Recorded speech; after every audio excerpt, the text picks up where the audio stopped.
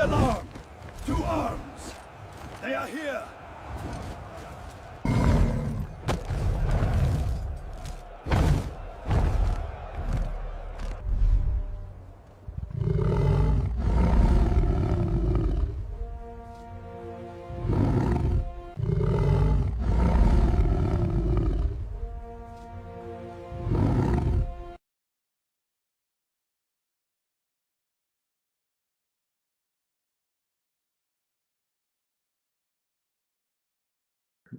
Same here. Yeah.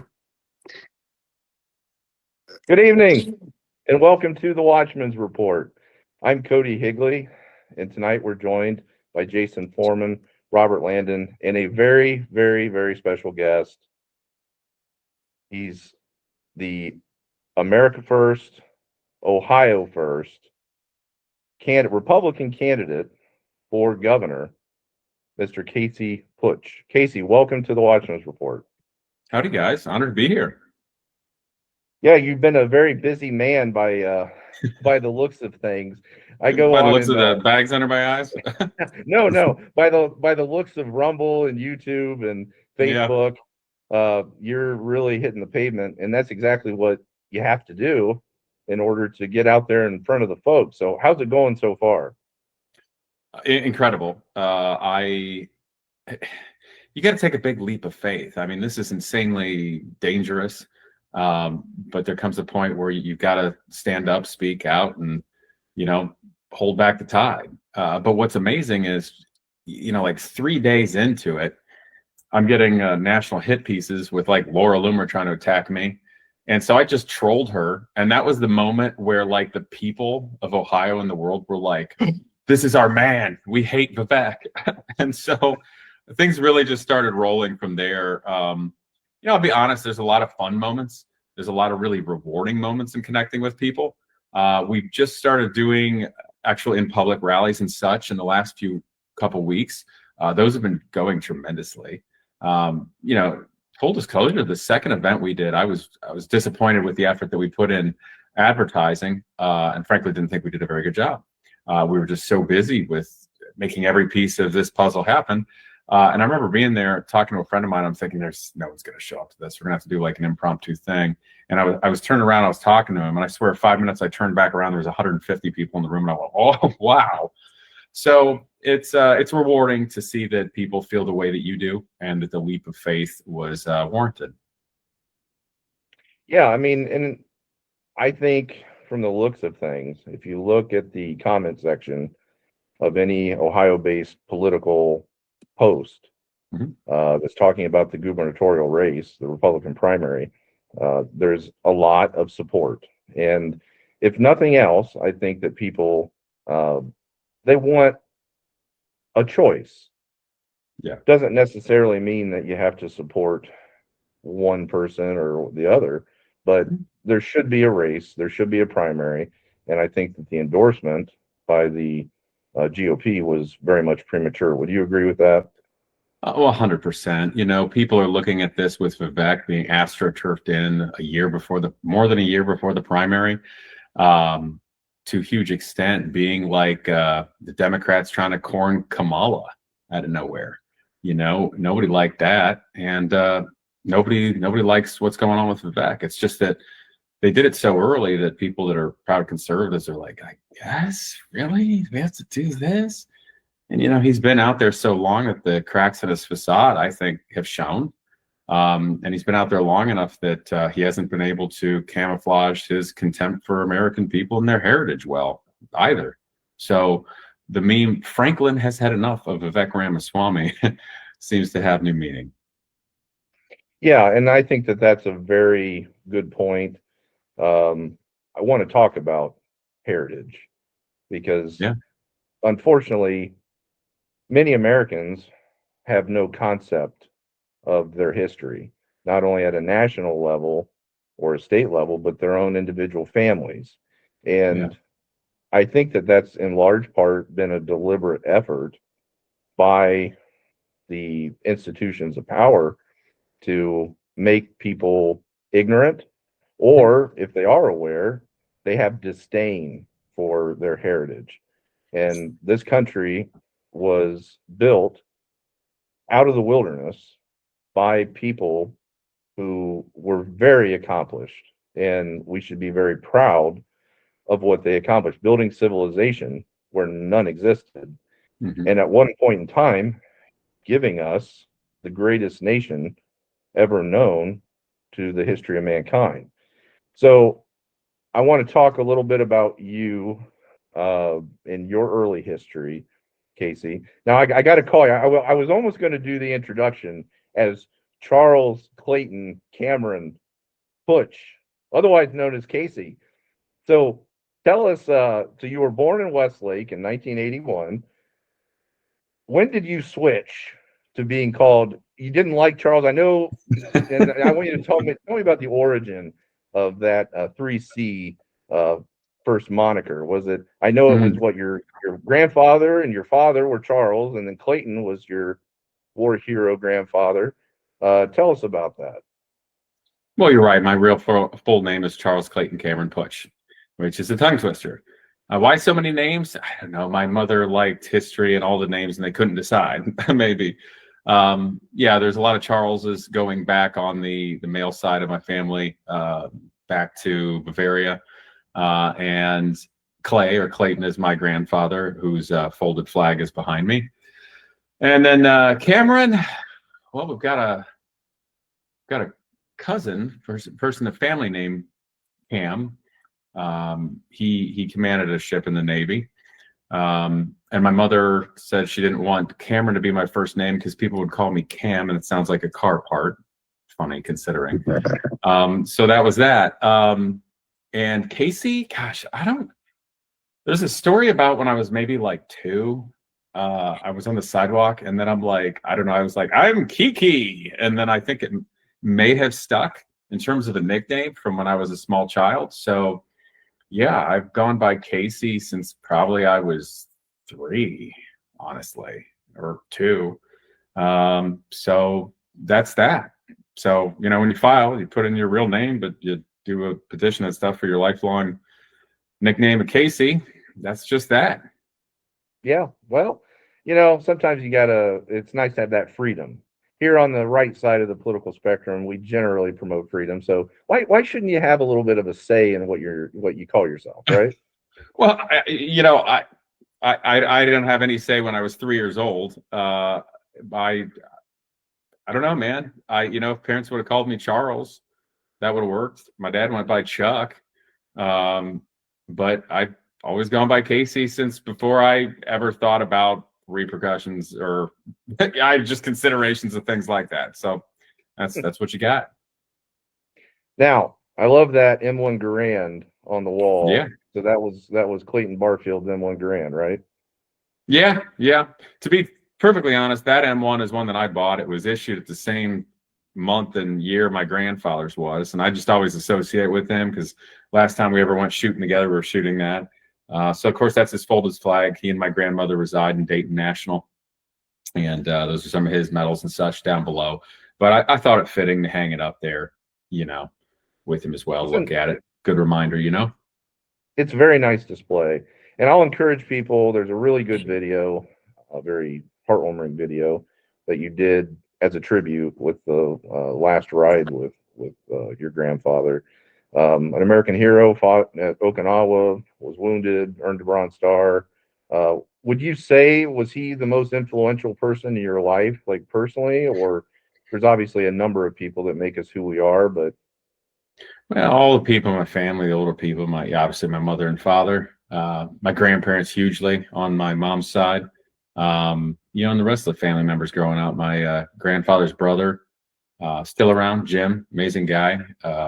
He was Air Force. He flew on nuclear B-52s in the Cold War. So really good stories, like seeing the Northern Lights and St. Elmo's fire. And think he even saw ball lightning come through a plane once when we were flying. But he flew F-4s in Vietnam, and he later flew planes for the Ohio Air Guard. One of his birds is in the museum down at Wright-Patt National Museum of the Air Force. And then and their brother-in-law, Whit, lived down in North Carolina. He flew damn near every plane through World War II and eventually retired at the F-86. And just real good family, small, but going back and you learn, you learn from those people. You bring their values with you.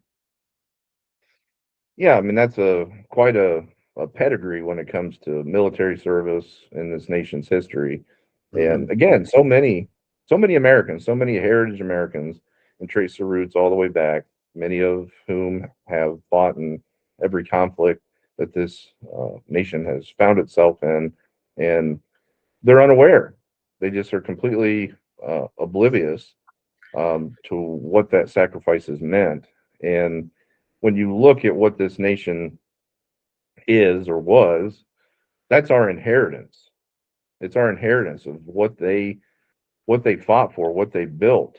And if it's to be squandered, then that's the biggest tragedy, I think, of all. Would you agree with that, Casey?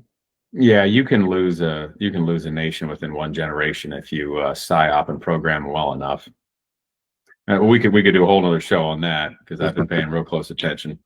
But more so what you're speaking on. When I was a kid, our family business was a small town golf course south of Tiffin, Ohio. Sadly, it's not there anymore. That kind of hurts, actually. That's a whole nother story. But when I was a kid working there and growing up, all the retired guys at golf were World War II vets.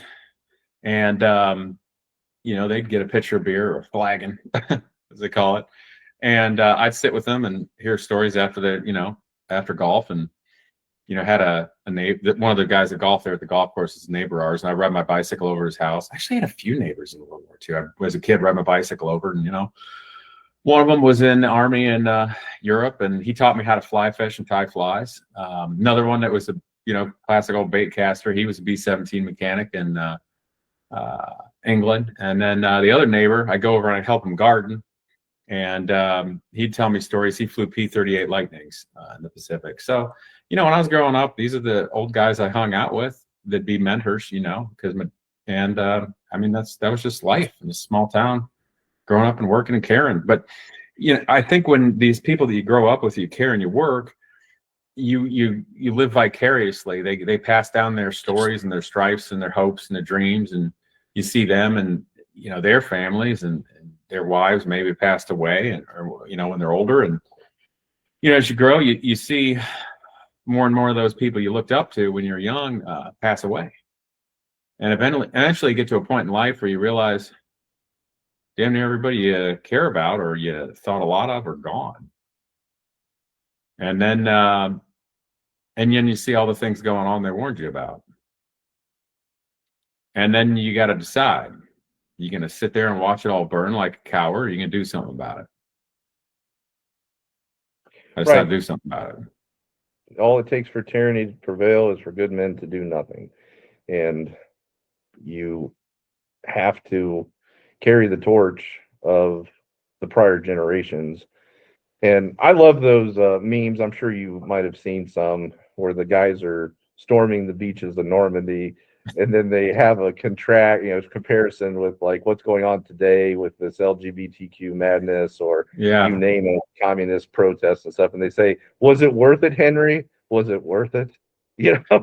Oh yeah, no, I get it. One of my favorite storming the beach pictures, there was I think he was an Englishman. Did you see he stormed the beach with a longbow around him and like a basket hilt Scottish broadsword?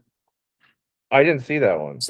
Look it up. Look up like World War II vet beach storming broadsword. You can literally, there's a black and white photo of this dude storming the beach. Everybody else has got rifles. He's got broadsword. I'm like that guy. Yeah, you don't want to mess with that guy. If he makes it to the machine gun fire, you got your hands full for sure. Yeah, the other thing too, I'll tell you that this was a video meme effectively, and this got me mad, like big mad. It was the speech of Vivek at AmFest talking about like what is an American, how it's just an ideal on paper, and he was doing his haughty full of crap. And then they let his head be above it like this, and then they put video from Saving Private Ryan of everybody just getting lit up at the beach, and it's just like, okay, I feel that. Yeah, exactly. I mean, and we'll move. I think this is such an important topic because it was something I was generally supportive of his campaign. And then he's kind of put his foot in his mouth here repeatedly between the H-1B visa advocacy, saying that Americans are too stupid for these jobs. So we got to import all these Indians and Chinese and all these foreigners, which really just undercuts our prices and leaves our people, you know, It destroys the out job market. Yeah, there's a Yeah. good picture. And you know, and then the Heritage American comment that basically the notion is that America is an idea, not a people. Can you elaborate on that concept and what your thoughts are on it? Yeah, you can make me emotional right now. I have that effect on people, Casey. I'm trying not to use garage military talk right now about that. You'd have to be dead in the heart, the head, and the soul to not believe that the generations that came before that worked and fought, heartbreak, adversity, Great Depression, for a better tomorrow for their kids in the future and those to come that cared. You have to be dead at the heart to think that doesn't matter. Or you just have to be a billionaire farmer scanding sociopath connected to God knows what globalist Trojan horse agendas. Yeah. You know that ring, there's something in that picture you're looking at right there that you can't see, and it's the ring I'm wearing. Columbus, Ohio, class of 1943. Oh, wow. He was wearing that ring in that picture. He also wore the ring through Okinawa. And that's my granddad's Bible in the picture there, which was a gift to him in 1933 from his Sunday school teacher. Oh, that's cool. Oh, wow. That's what we're talking about, folks, is that this America is a people. It was literally, you know, and I see all these communist protests and things, and I watched one today where they were going through the streets, and then, you know, some conservative went up and was just trying to interview them, and they're all saying that, you know, that we stole this land and we blah blah blah. So we conquered it, but we built it. There was nothing here as far as permanent structures or actual civilization, roads, bridges, anything like that. So, you know, there's quite a difference between building a house with your bare hands and then just like moving into it and like occupying it, which is what's going on with the foreign horde. Well, Jason, I think you've got some sound feeding through your feed. There you go. Thank you. Sorry, Cody. Yeah. So, you know, that's why I think, you know, I give you another example. Again, I'm a big into history, genealogy, always have been. Last night, watching the Indiana Hoosiers pull it out against the University of Miami Hurricanes, sing the Star Spangled Banner. And on my mother's side, my fifth great grandfather was at Fort McHenry during the War of 1812. He actually was injured. He fell off the parapets and broke his leg during the battle. And that's where Francis Scott Key wrote the inspiration for our national anthem. So, you know, these types of stories, it's not just a hodgepodge mixture of peoples from all over the world. Up until the Hart-Celler Act, the Immigration Act of 1965, we were largely from Europe, and then also about 10% sub-Saharan African. That's about the demographics of the country. That was America. And then they opened it up to all over, chain migration, everything else, illegal immigration by the millions under Biden and others. And this is where we're at today, where people have no concept of it because it's deteriorated so much. Is that accurate? Well, clearly. And, you know, Vivek, it's obvious that he wants to tear down all of our culture and all, and make it so that if we don't like him just because of who he is and what he's done and hasn't done, that we're racist, which is the same leftist BS we've been shoved down our throat for the last 25 years. And I'm sick of it because he just objectively is terrible. You and he's going to fight for whatever he thinks is in his best interest, which was his Indian foreign national parents coming over and him getting American citizenship on paperwork. Well, sorry, pal. Don't think so.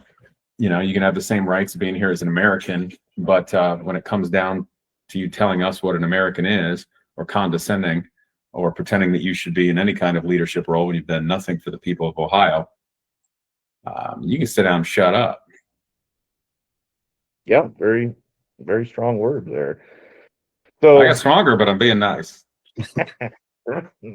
Oh man, I'm a little under the weather a little bit today, Casey. So bear with me. That's fine. But that's, I think, very important issue for a lot of people, and it all plays in with that H-1B increase and the demographics of the nation. So people need to be aware of that.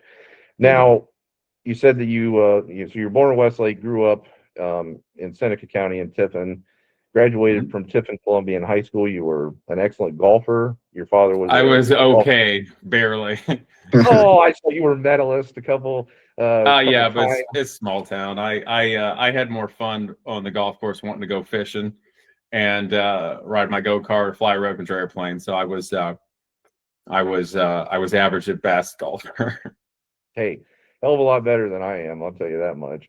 But what kind of struck me was that you played a lot of tournaments and matches in Crawford County. Did you ever come down to Marion County? I don't remember. I just kind of went where the bus took me. Yeah, but we played the area, other high schools and whatnot. Right. But to me, I'd rather have somebody that has some connection and has been to Marion County or Crawford County or Morrow County than somebody that just flies over it. Yeah, I'm pretty sure we played Marion. You could tell you played at the little golf course somewhere, and I don't know, there's a soybean plant by next to. I mean, I remember things like that, and the other thing about the little golf courses around Northwest Ohio, it's all in farmland. And if you grow up working the golf course and fixing up, okay, so like basically owning a golf course is just being a fancy farmer that throws parties every day. That's what it is. You got to maintain 120 acres, make it nice. You got all the equipment to look after.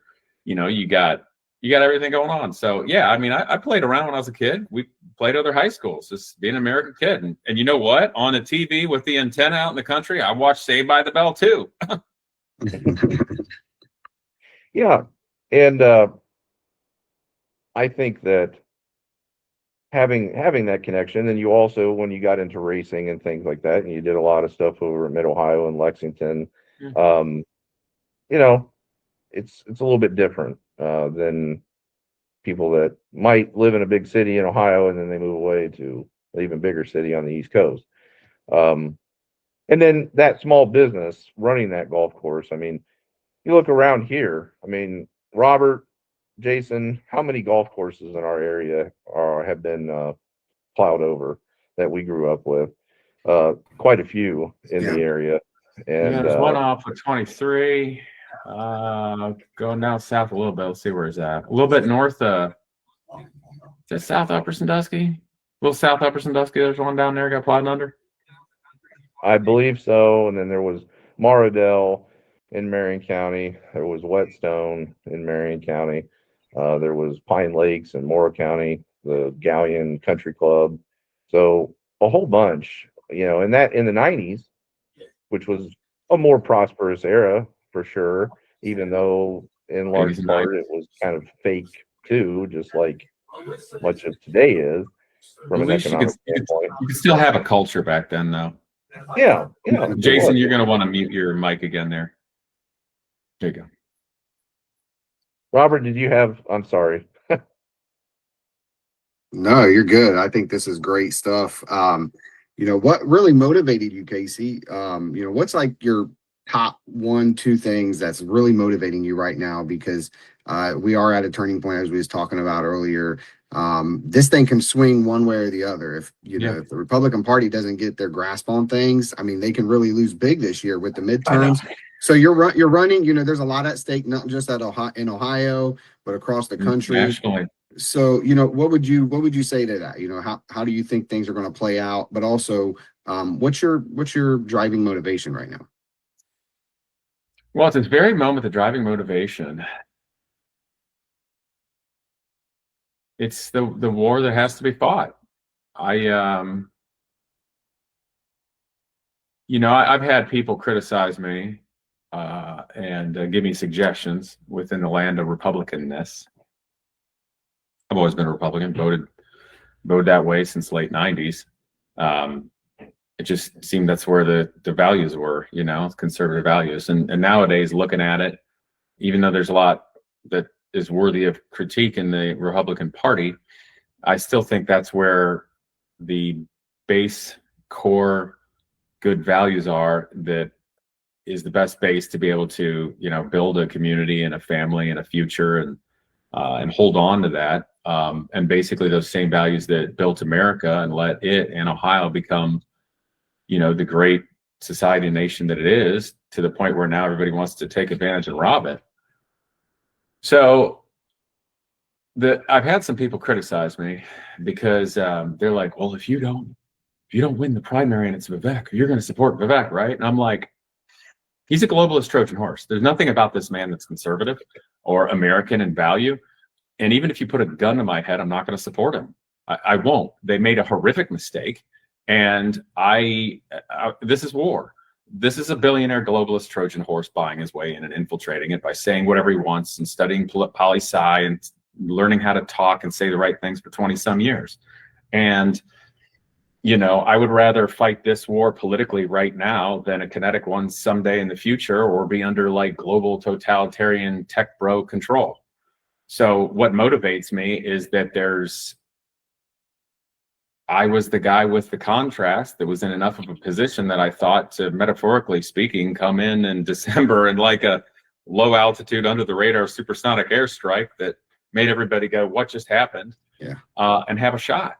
But, Amy Acton, that's no good choice with the Democrat Party. Their best Democrat they can run is a woman who resigned as health director because there was too much pressure, and then helped lock the state down during COVID, destroying lives and businesses and savings and people's future. For what? So we can go to a restaurant, have to wear a mask to walk in, but the second we sit down, you can take it off and it's no big deal. Give me a break. Yeah. And the Democrats think we're going to put her in charge of the entire economy of Ohio and a fleet of F-16s. No. So, my grandfather, when he was going to land on Okinawa, it was Easter Sunday, 1945. Before he did that, he sent my grandmother flowers because he didn't think he'd ever get to see her again. So that was him, frankly, making peace in a way with potential outcomes. Before I announced, I realized that I'm not wealthy. If they want, they can just lawfare me into oblivion forever just to mess with me and never feel it. Destroy everything I've ever built, everything I have, and probably make it so I have no future. And that the entirety of the Ohio government, all powers that be, are the suck-ups that endorsed him. You don't think they can have fun making my life miserable 11 ways to Sunday, even if everything's perfect? You don't think that if it suited any political position that they have enough money and connections to whomever to get, shall we say, radicalize or catalyze radical leftist things to do harm to me or my family that they can use for political gain and then take me off the map? You don't think I don't realize literally all of those things plant me, set me up in every way, shape, and form, buy people off? It's not that hard that people get bought off. Yeah, I knew exactly what I was getting into. And why am I doing it? Because I know exactly where we're going if somebody doesn't stand up right now. And I'm not going to live that same garbage life that's on its way quickly. That's what motivates me. Amen.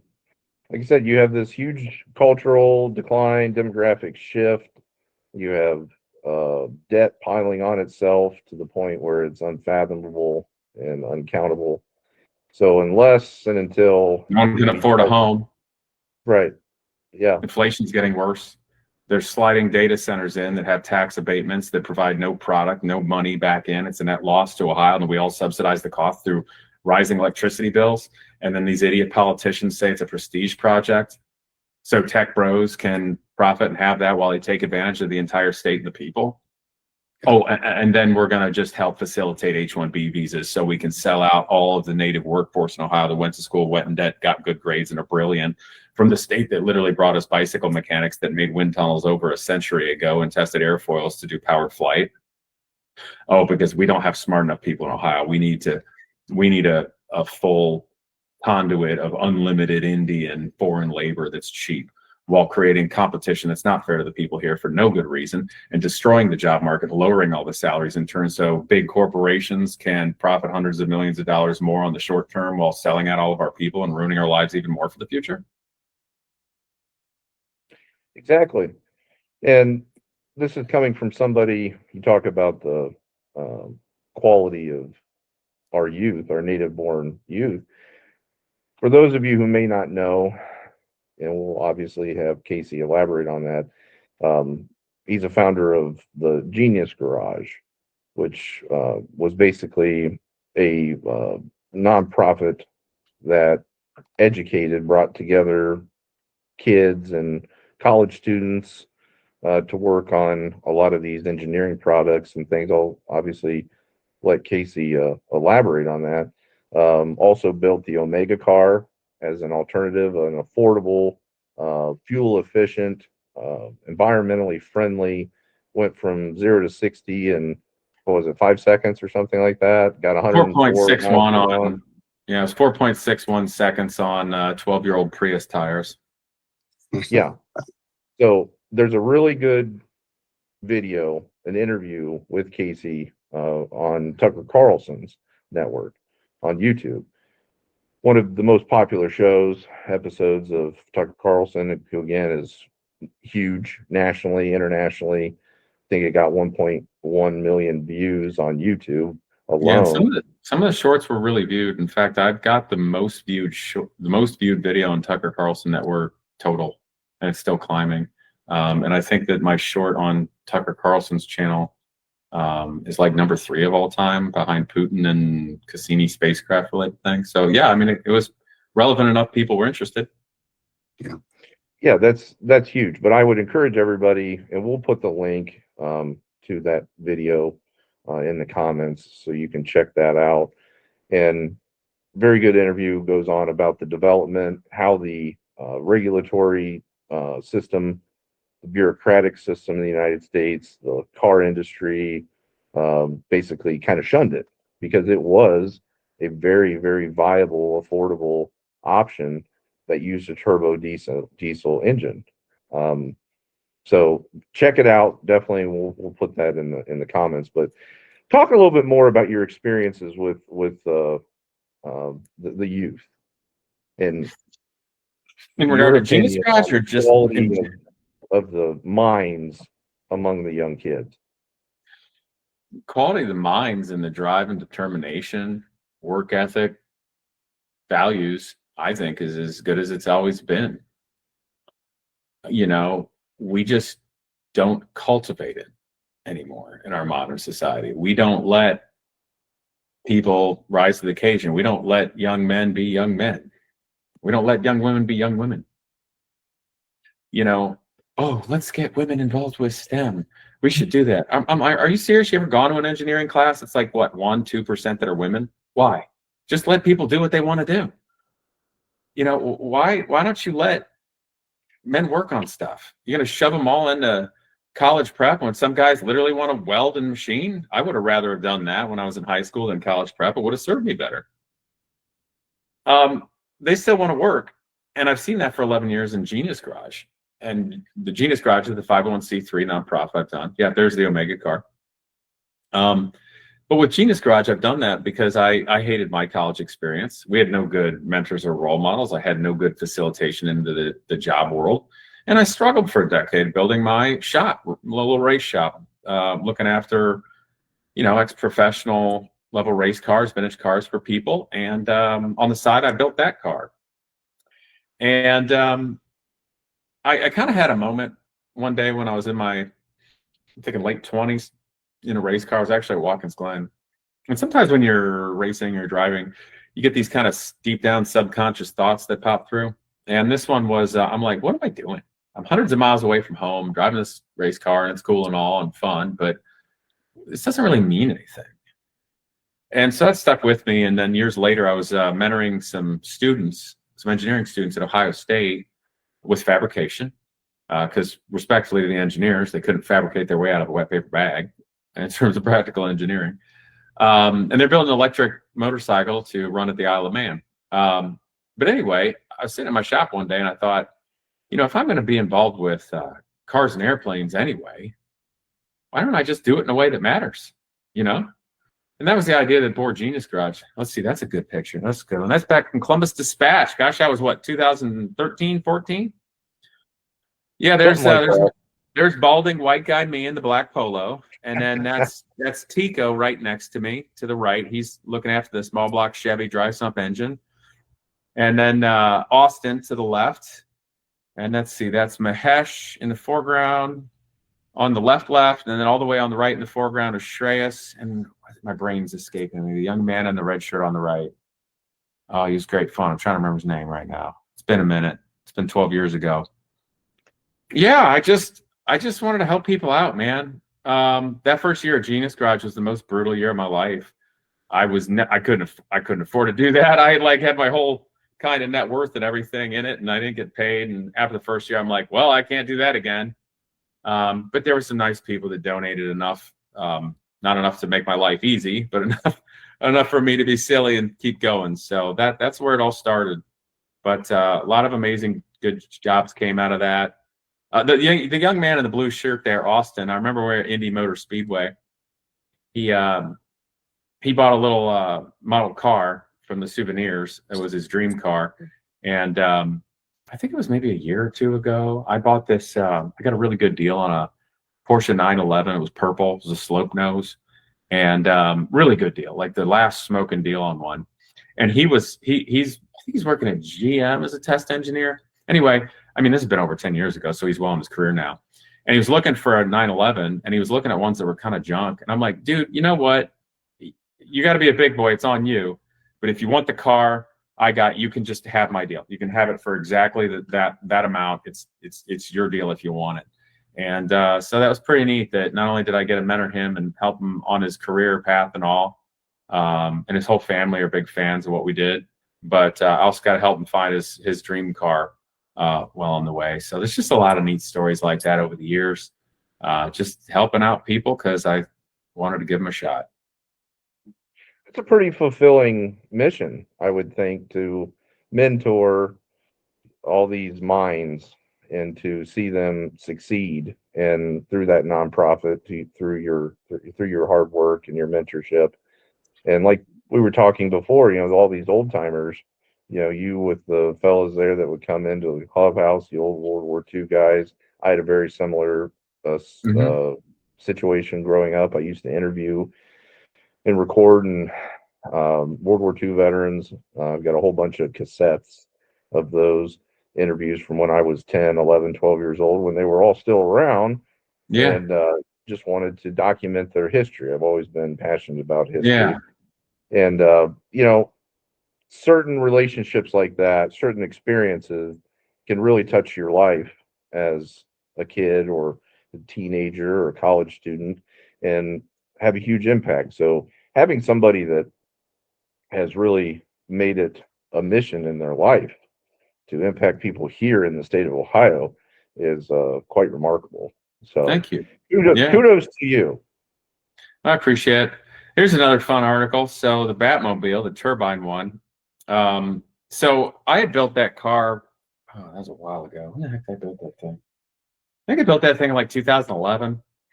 And it was fun, had adventures, sold it to a collector, actually in Las Vegas. And he had it for years, and then he wanted me to sell it, or his right-hand man did. You know how the super wealthy are. They always have a right-hand man. They're kind of reclusive. Anyway, so they sent it back to Ohio, and they thought I should sell it for him because I knew the car better. and I could do some maintenance on it. And so they sent it back, and we put up for sale, and they were like, the cut. I just said, look, I don't need to get paid, but when we sell it, can you guys give a percentage of it to the nonprofit? Sadly, it didn't sell. There's a whole nother story. There was I don't really want to say, but there was I'll say a business owner in the Columbus area that was going to help us sell it and represent it, but he was kind of a scummy guy, and sort of ruined the whole deal. So that was disappointing. But I'll be honest, man, there's a lot of heartbreak and a lot of hard things behind the scenes to make that stuff go. It's amazing I don't have ulcers. Like, I'll give you an example. All this political stuff where people want to ruin your life, and you never know if somebody's going to try to whack you or whatnot. I'm just like, you guys are soft. Like, the automotive world is so nasty and hard. It's like, okay, I don't know. It's kind of funny how that works, but yeah, the Batmobile, that was a fun adventure building custom cars way back when. I don't know, guys. I kind of like Casey now because he's calling people soft, and you guys know me. That's my MO. So that's right. Casey, if you ever follow our page or watch any of our shows, you'll see me say that often. So. Cool. I get it. Let's see, what's this one? Oh man, is this? Well, I remember that picture that was taken downtown Columbus, kind of give it an industrial look. Let's see. And this was an exact replica, right? Yeah, the deal is, I'm trying to remember the story. So that Batmobile, the Tim Burton, Michael Keaton film it was done in a studio in England. And then years later, Six Flags Amusement Park had a live action show. So they needed prop Batmobiles to drive around in it. And if the story's correct, one of those was sold, or I think the guy that was making the molds for Six Flags made a couple extra bodies and they floated away. And then somebody got a hold of them and straightened it out and made molds and whatnot. So I was able to buy, a body out of one of those molds later. And then to build the thing, I bought a C4 Corvette, stripped it completely down. And then that way I had it, as a Corvette chassis and all. And I cut it in half in two places and stretched it. Because that Batmobile had like a 136-inch wheelbase, kind of like my Ford Dually pickup truck. So it's pretty big. And, centerline, aluminum wheels like in the movie, and Mickey Thompson tires. You can still buy that stuff. And so it's just basic hot rod building. And it was fun. It's fun. That's pretty impressive, pretty neat. So you get through the Genius Garage, you build the Omega car. I did the Omega car actually before Genius Garage. The first year of Genius Garage, when I was finishing it, I only just and I sat on it for years because I didn't have a voice, and I didn't know what to do, and I was trying so hard to make Genius Garage be a thing. I finally really finished the Omega car and drove it and tested it because I didn't want Kamala Harris to win. I wanted Trump to win.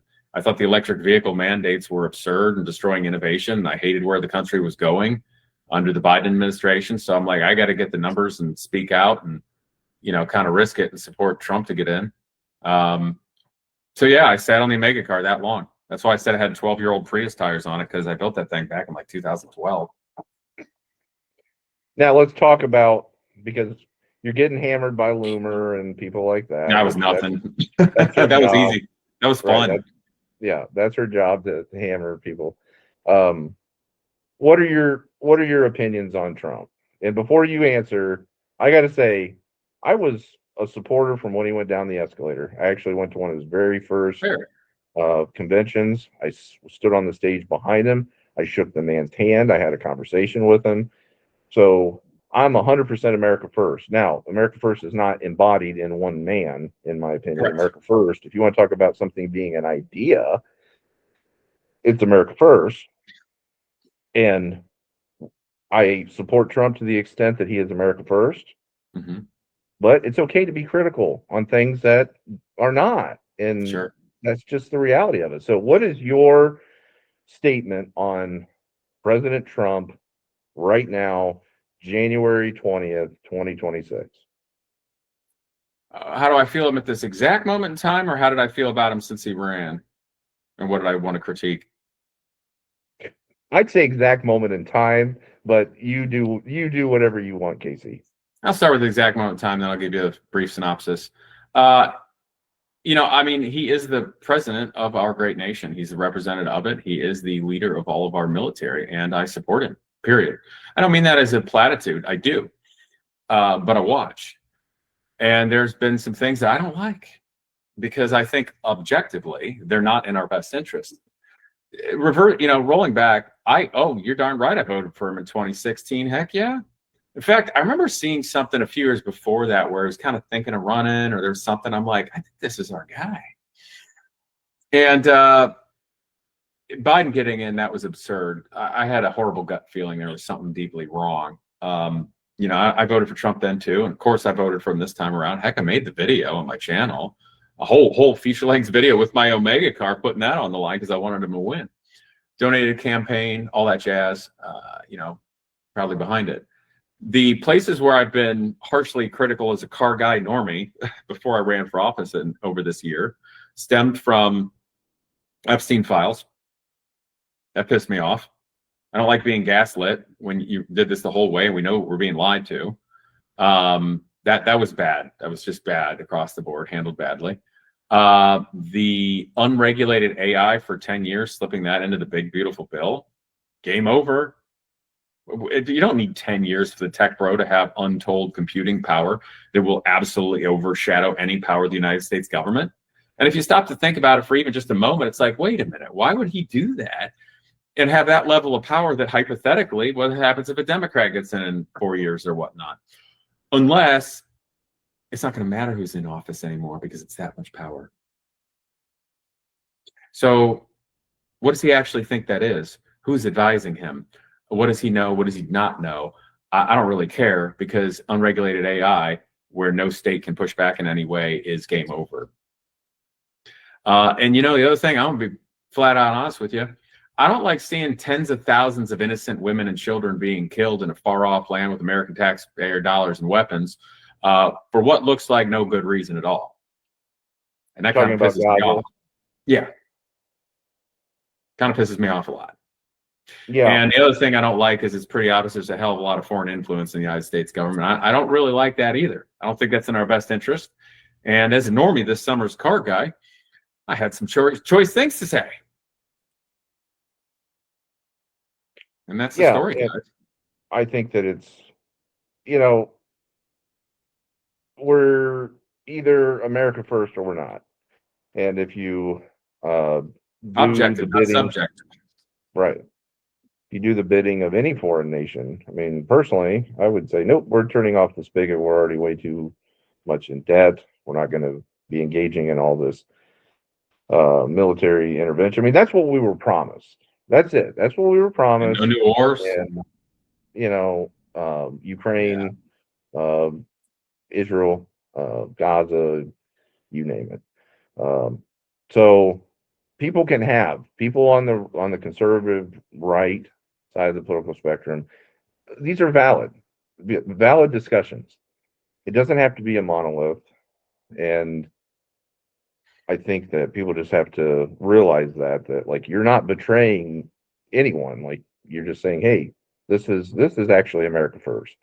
So unless you have some really legitimate reasons to articulate that were not apparent at face value as to how this benefits us and serves our interests, America first interests, then if you can't do that, then you probably shouldn't do it. Yeah, and the rabbit hole, of course, goes deeper on things like that, but at face value, that's exactly what it is. And I mean, you can take those further is what I'm trying to say, but that's the short answer of it. Trump, I still like him and support him. I still wear the lapel pin I got for the Lifetime Achievement Award back in 2018 for all the hours I had in Genius Garage. I gave my great uncle the Biden one. They're both the same, but the one I got from Biden's administration to put with all the family pin collection from military and whatnot. I'm like, here, this is the closest thing I have a military pin from the president. But yeah, it's just, the freedom of speech exists for a reason. The Second Amendment exists for a reason too, and they both relate to the government and how they treat us. So it's important for people to say things. I'm not interested in being part of a cult. I'll uphold values. Maybe I'll uphold the values of a party if it's so aligned. But I'm not interested in being in a cult. I'm interested in being an American that reflects values and heritage that goes back generations, and doing things that, and here's a shocker for people that are too partisan, giving a darn about all the people of Ohio and all the people of America. Because whether anybody wants to admit it or not, or it sounds trite or not, we do have a lot more in common than we do apart. So would you describe yourself, your political ideology? How would you describe yourself? Are you more of a populist, or are you more of a conservative, or are you more of a nationalist, or something different? I got a question. Why can't you be all those things? You can, but if there was, I'm not saying a 33 and a third, or I'm not saying that. Give me something that you're more of. Honestly, man, I'm just a Buckeye that cares about his country and his fellow people and having a good future and not wrecking it.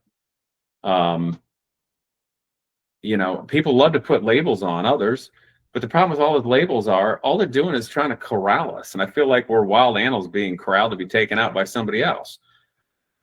Last time I checked, just an American with roots that go back that cares about the future. And I have to ask, just as a sidebar topic, how do you define populist? And this is not a loaded question. I'm not being like a bitey politician right now. How do you guys define it? Well, I would define it as you have the bureaucratic elite or the establishment who have one set of policies of governance, and then you have the rest, the masses, and it's something that derives from grassroots political movement. Would be, well, broad appeal among the masses. Sure. Would be populist. Would you agree with that, Robert? Yeah. I mean, for the most part, I would say it's somebody that has a good grasp on the heart of people and they know how to ride the wave, because as we know, politics is a pendulum, right? It can swing from left to right. And they know what that is, and very astute and savvy politicians know how to come in at the right time and ride that wave. So in a nutshell, that's how I would define a populist. Sure. Well, with the two definitions there, Robert, your definition provides better context. I wouldn't call myself a populist because I don't swing. I'm the same darn guy I always have been. I might grow a little, might get a little more perspective and whatnot, but I'm not moving here. I'm not changing. As the tide, the so-called Overton window shifts and the tide switches, you might have to fight one direction or the other a little bit, or you know what I mean? Or maybe you got it easy, because you're right in the middle, so to speak. But I don't think I've ever changed. I just think I reflect America. I'd like to take responsibility for myself. I mean, a certain amount of government's a good thing. More than that's not. And I just want the ability to know we're going to have a future and can build it, like I said, a family and a community. And that's kind of it. The only thing I really want to be called is a Buckeye, I guess. Family man, father, car guy. So Casey, I feel like we got a pretty good grasp on, who you are, your background, some of the things that are driving you. Can we kind of pivot to what would be, you mentioned earlier that you think your opponent is a Trojan horse. Other than that, and maybe this is your number one reason, but what do you think is the number one reason or the number one issue that is like an existential threat to Ohio and the nation? If you could pinpoint it to one thing. Well, let's think of it on a national, international level, existential threat. The truth of the matter is, let's look at government right now. It's supposed to be for the people and by the people. But the only reason I'm able to be here right now is because in the information age in doing this, I've lived my life and have enough shining contrast to what is my opponent that it's dramatic and shocking to people, that they wake up quickly that what's coming in is really wrong. that I wasn't afraid to come in and risk it and can articulate it and understand the people where we're at. Now, I bring that up because what is my opponent? He's a billionaire. What's he ever actually created? Genuine question, not like entities and stuff, but what's he ever actually created? Well, he purchased the rights to what, Axovan or whatever, and then sold it and made millions of dollars. And where did those millions of dollars come from? When they went public. Private investment, where did the right? money come from? It came from people in America investing in that company, right? Right. Okay. And what quickly after the opponent made millions of dollars from it, what benefit did those people investing in that company get from it, or what product did they get? An empty bank account? Nothing. Whole lot of nothing. Yeah. So my opponent becomes seriously wealthy, providing nothing for anybody at the end of the day. And I spent the last decade plus mentoring people with no support in educational program, trying to fix the American educational system when I know how the sausage is made and everything that's broken. I built an over 100-mile-a-gallon car that's a recyclable car concept that could be mass produced that you could buy for about 20 grand, that on straight diesel alone has a lower carbon footprint per mile than an electric vehicle. It can't be controlled by the man. Zero support. Private equity and big firms just want to put money into things like AI and data centers. What's that doing for humanity? The existential threat is we live in a time of game theory. The bad part of game theory, when social media and the internet has connected small groups of people together in such a way that humanity was never meant to. So now we live in the time of human history where non-cooperation rules the land. And because there's no cooperation, we don't come together as a public anymore and create anything in our best interest of the future. Instead, we worship what appeared to be billionaire tech bros that rank very high on the scale of psychopathy, that are doing nothing for anybody in their best interest at all, that have untold power over the United States government. I'm an anomaly. I'm an anomaly of the traction that I have right here, right now. And that's why this is so darn important.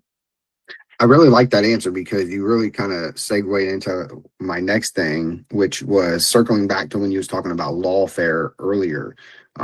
Because it's my opinion that that's kind of one of our, at least internally, and I think internal issues have the biggest potential to destroy us than anything externally. You know, United States is so powerful. I mean, you look, going back to your grandfather, you know, in World War II, you know, the United States could have probably conquered the whole world if they wanted to right after World War II, and we didn't. Thank God. And so, you know, having that restraint, and so I think, you know, anything that's internal that can destroy us is the bigger threat. And so I think lawfare is that. I mean, you know, Trump is a good example. We've seen that across the country, and you might even experience that. Hopefully not. And it sounds like you're prepared mentally, which is good. But what would you say to that? And have you thought about any way to solve that or push back, or how do we get away from this lawfare? Because I think it has the potential. This is just my opinion, but I think an increase in lawfare is like the single biggest thing that's going to lead to a potential civil war. I don't think we're there yet, but I think that's like the powder keg. You're right. And it's not just lawfare, it's the complete lack of trust of the legal system. Yeah. For instance, radicalized judges letting career criminals back on the street. Remember Irina Zarutska? How many more of those are we going to endure? How many more perfectly normal, reasonable human people being lawfared into oblivion just because some rich guy is bored? You know, how many things across the board just like that? I don't trust our government. I don't trust our legal system. I don't trust our medical industry. Our food's toxic and horrible. When I started getting out of high school in the 90s, we worked hard and I was pretty physically fit, but a weird thing started happening in the late 90s. Everybody got fat. Why do I remember that? Because that's when you got old enough to start dating. All the girls started getting fat. They did. Was it their fault? I thought back then, I'm like, is everybody lazy? I don't understand. It was our food. What the heck can any of us trust anymore? Yeah. So you're right. Like, Frankenstein. what do? Well, the Second Amendment's sitting there, but what we do is what I'm doing. And the funny thing about it is, there's a hell of a lot more of us than them. We all need to stand up and start running for office. My opponent, oh great, he bought his way on all the podcasts. There's nothing there. He's not cool. You don't want to have a beer with him. He doesn't care about anybody. He's not going to help you change your own oil. Are you kidding me? He hates us. We're going to let that guy run for office and not make a go of it? People can run for office across the board. I don't know what it cost me to do this. I'll give you an example. My wife and I built the website.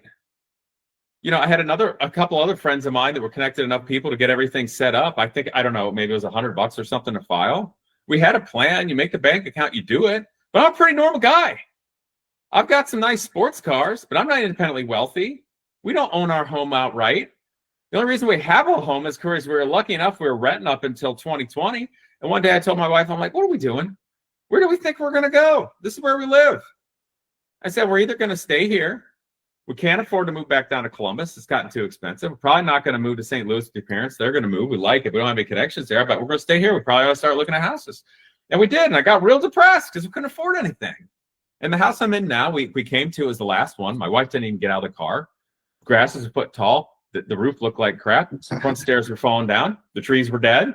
And I got out and looked around. I'm like, yeah, you know, I think I can do this. That's going to be some work, but I can fix this up. There's a bunny in the backyard. So I'm back and I told my wife, I'm like, come on, see the bunny. And we just made a call to the realtor. And we bought it. It was being foreclosed on. We got it for, I think, $240,000. Worked our butts off for a couple years. And thank God. You know, otherwise, I don't think we'd have a house this day. I'm 44 years old.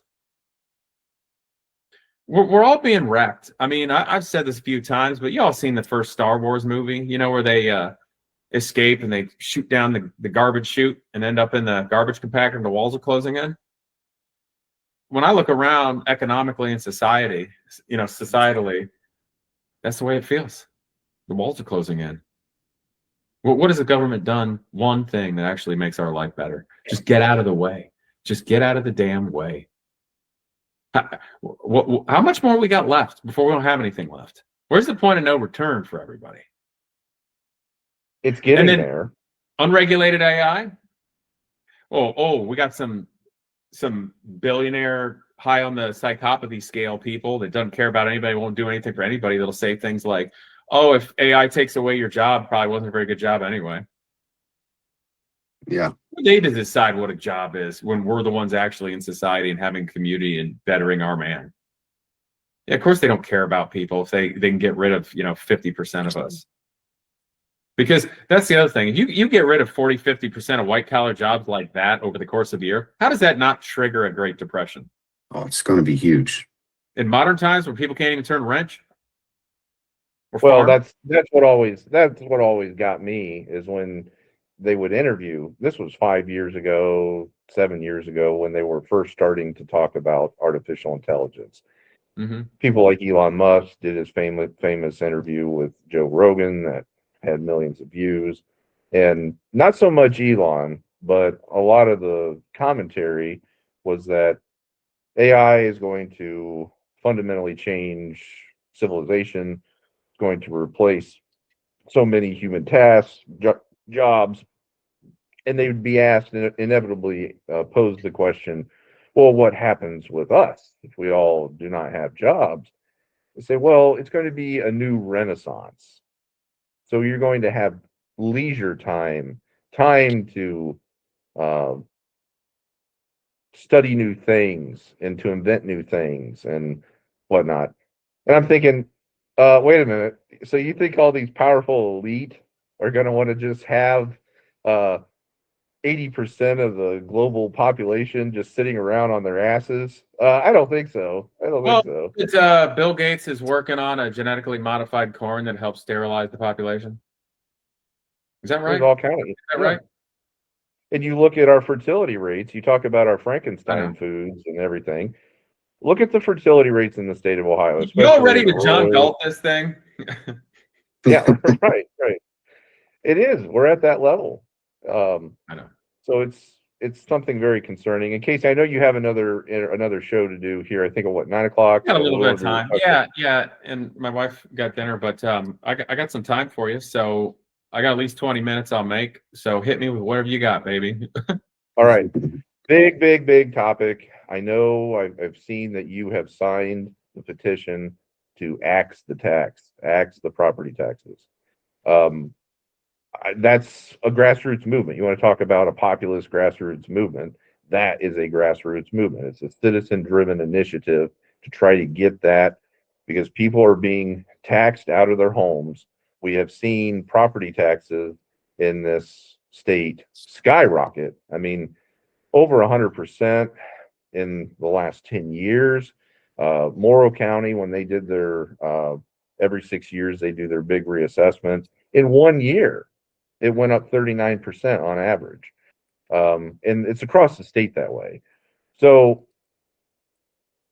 you have all these establishment politicians, you have all these local government employees, state government employees that are saying, oh, no, the schools, which get approximately 60 to 70% of the share of property taxes.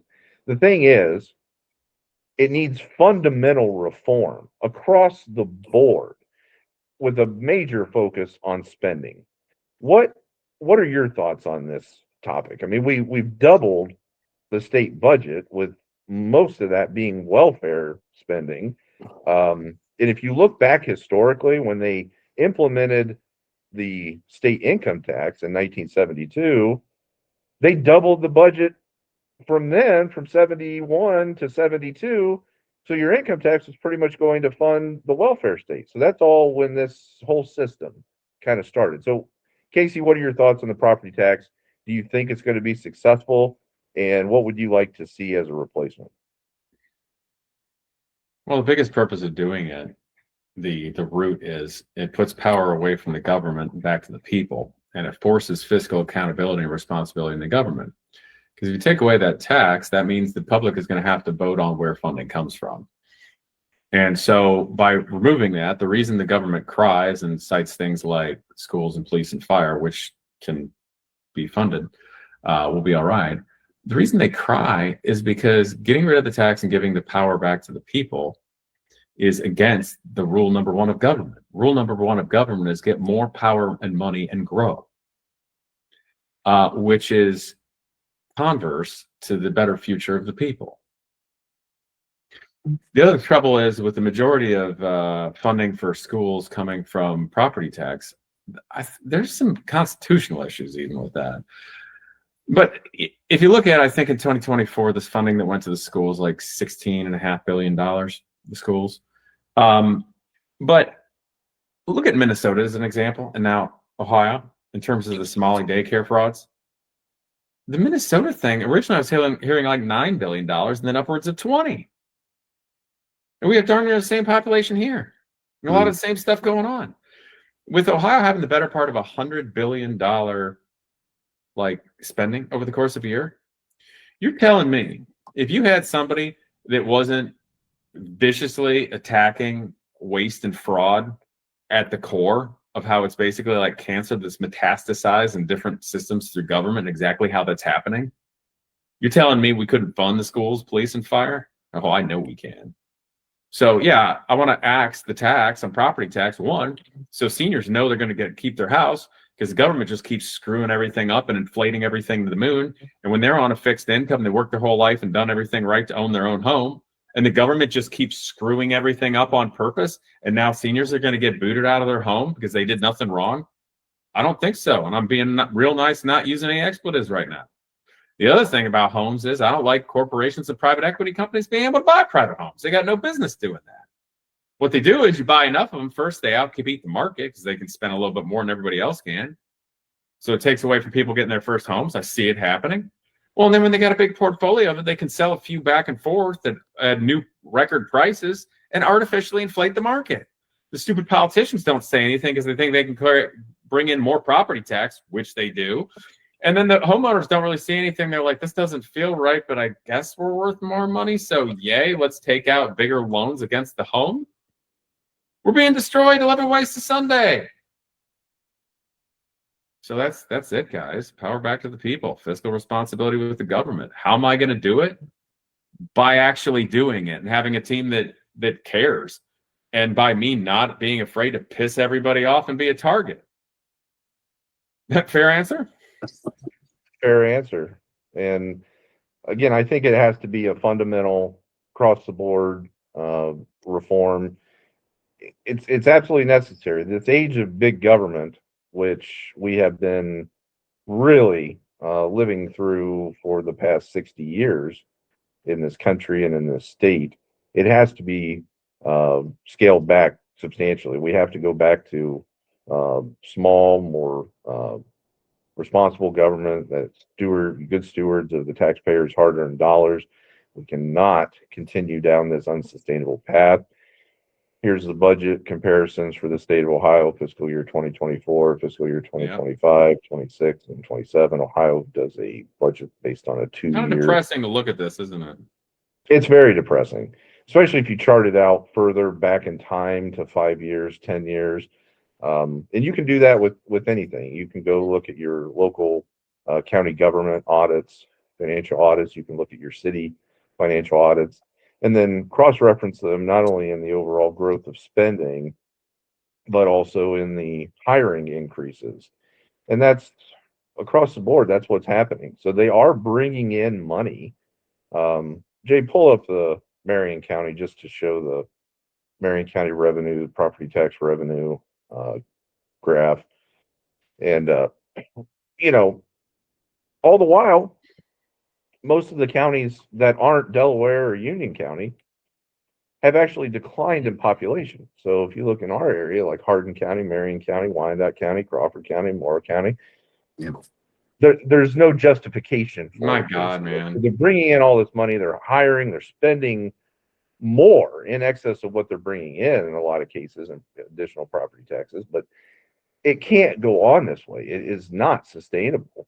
So here's Marion County, Ohio's property tax revenues from 2008 to 2024. So you see during COVID, when they were printing heavy, I mean, they were engaging in quantitative easing and monetizing the debt since 2008, Federal Reserve and the U.S. Treasury.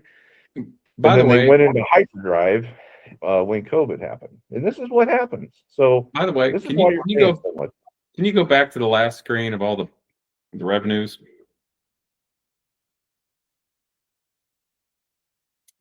Look at that. I just saw that. I don't like that the office of the governor is above veterans organizations. I think the office of the governor should be below veterans organizations. And now that I see that, I'm going to be looking into that. Amen. Amen.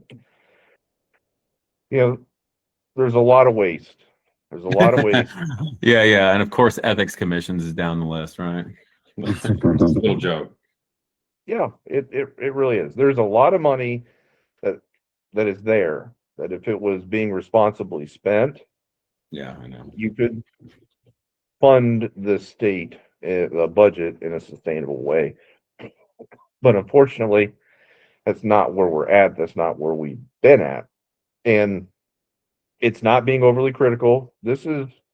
Sometimes I joke with the fellows, Casey, that I'm one of the last fiscal conservatives alive, because these things matter. And when you look at the federal level, state level, politicians, there aren't very many fiscal conservatives. Would you agree with that?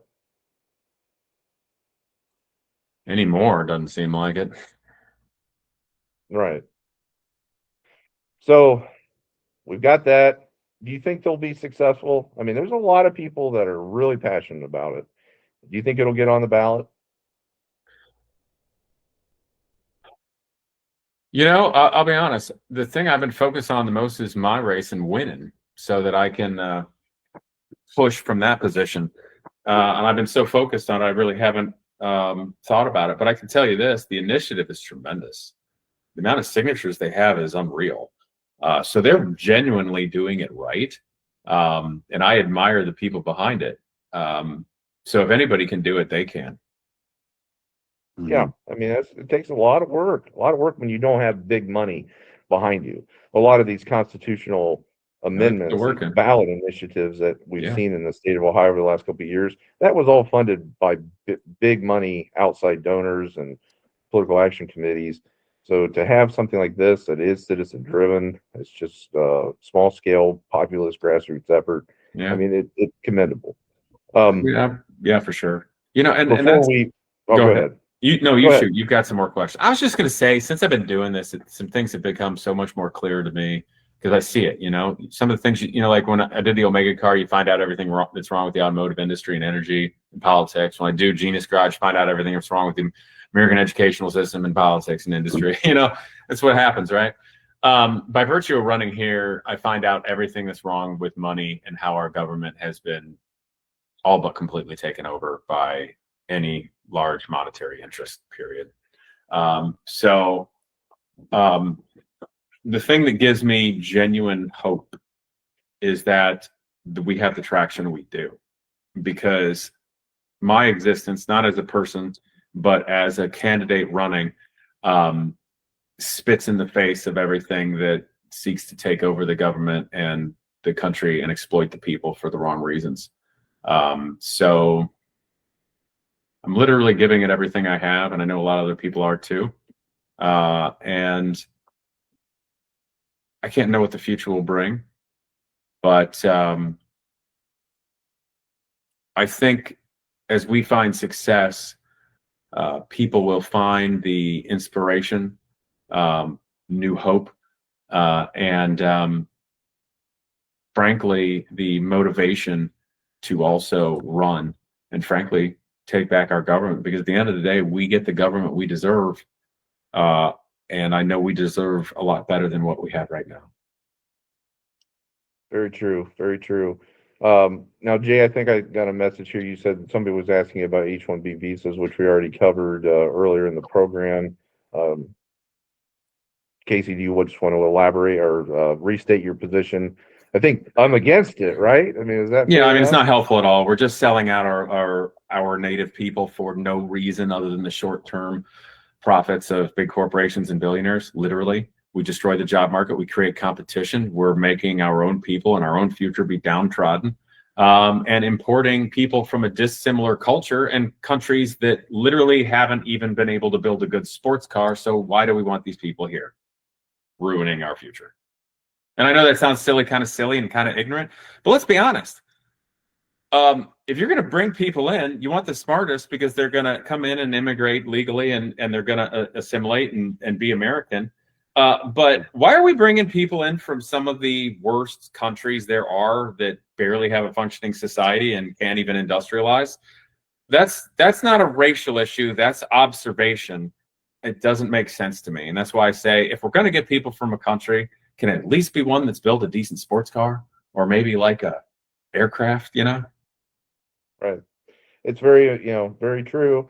And I would encourage everybody out there, if you haven't already done so, research the Hart-Celler Act, the Immigration Act of 1965, and how it fundamentally changed this country for the worse, and led to a rapid demographic and cultural decline in a relatively short period of time, which has found us where we are today.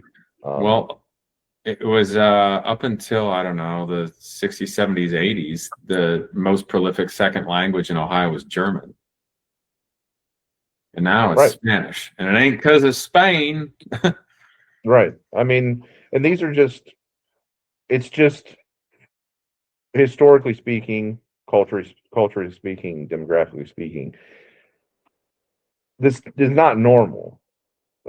These huge changes only occur during times of war and mass death, conquering, that sort of thing. Here's the thing. Let's talk about things over 50 years or a couple of generations, and there's people alive to do it. You know, what was it? World War II? Was it a Japanese officer or military commander said that a direct invasion on the United States would never work because behind every blade of grass is a firearm? That was Admiral Yamamoto. Yes, it was. Got it. Yamamoto. So, how do you destroy a nation that you can't beat in a frontal war? You destroy it from within. You divide the populace. You replace the populace all the things that are happening to us now. This isn't accidental. It's a slow burn. More. It's not. It's not. All right. Well, we appreciate your extra time that you devoted here with us tonight. Where's the baby photo you talked about? Yeah, pull this baby photo. We got to see Charles. Well, let's get embarrassing. Cameron, otherwise known as Casey Putsch, the baby photo.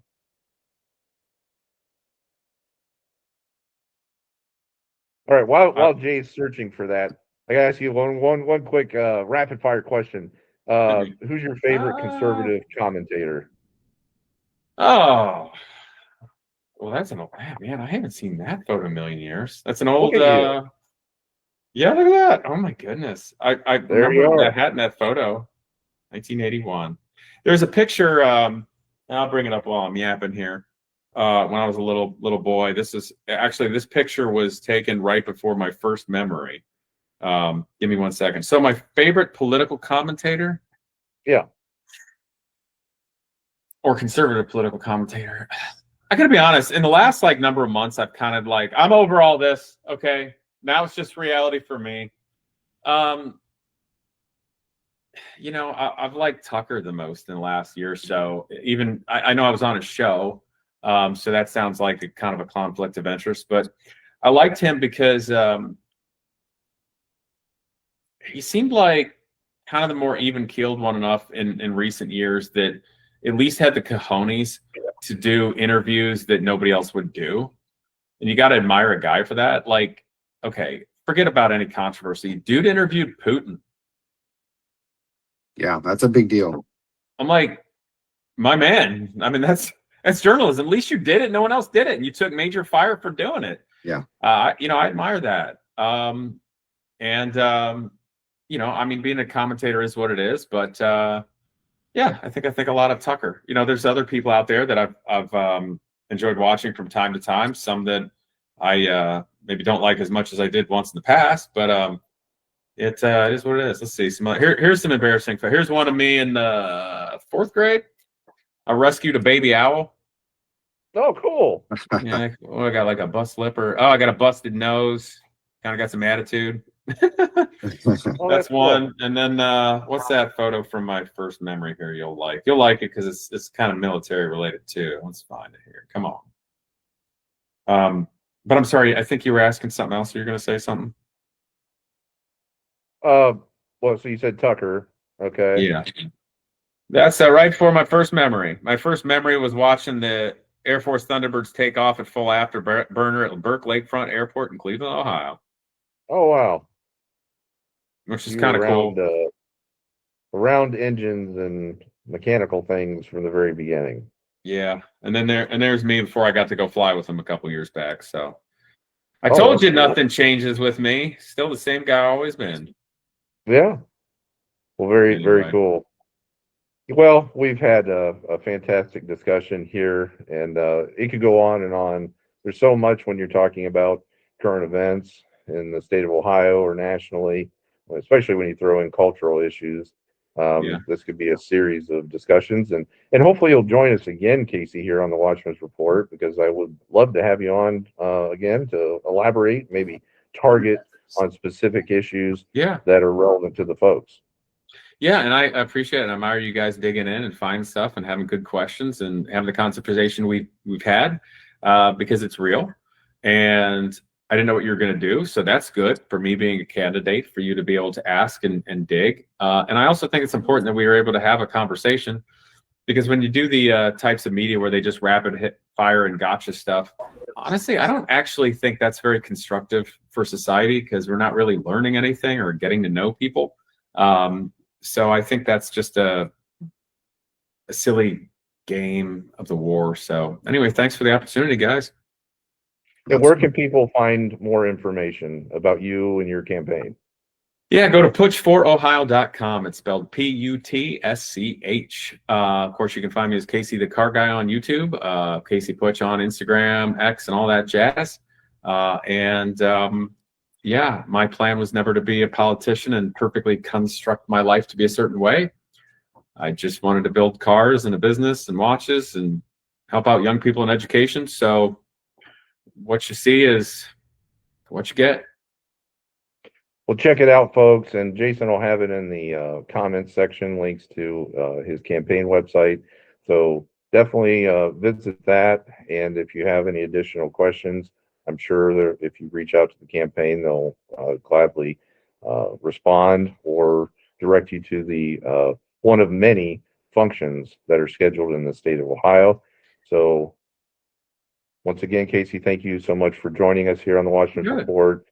For Jason Foreman, Robert Landon, I'm Cody Higley. And until next time, take care of yourselves. Thank you, man. Take care, guys. Thank you.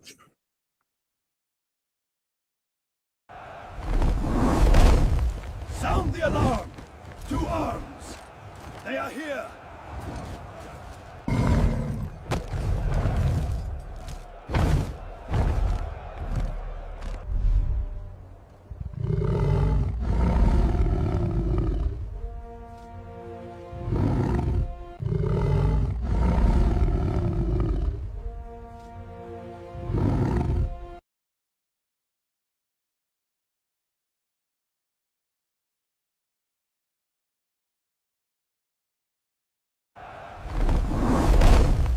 Sound the alarm!